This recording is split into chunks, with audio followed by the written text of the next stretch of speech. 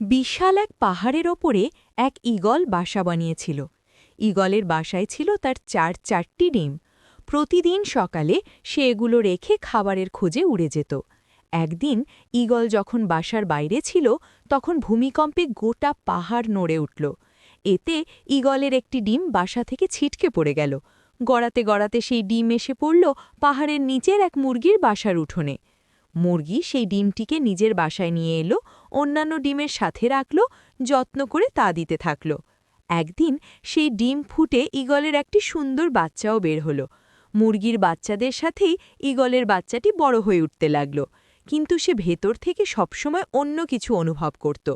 আকাশে একদিন ঈগলের একটা ঝাঁককে উড়ে বেড়াতে দেখে সে মুরগিকে বলল, ইস, যদি আমিও তাদের মতো উড়ে বেড়াতে পারতাম।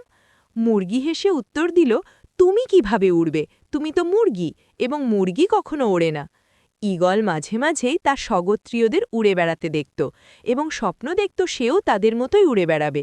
কিন্তু প্রতিবার সে তার স্বপ্নের কথা জানালে মুরগি বলতো যে এটা একেবারেই অসম্ভব।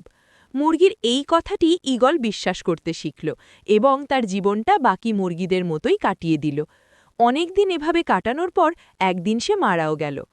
আসলে আমাদের জীবনেও এটা চরমতম সত্য। তুমি যা বিশ্বাস করতে শেখো, একদিন তুমি তাই হয়ে উঠবে। তাই তুমি যদি ঈগলের মতো উড়ার স্বপ্ন দেখো, তবে সেই স্বপ্নকেই অনুসরণ করো। মুরগির কথায় কান দিতে যেও না।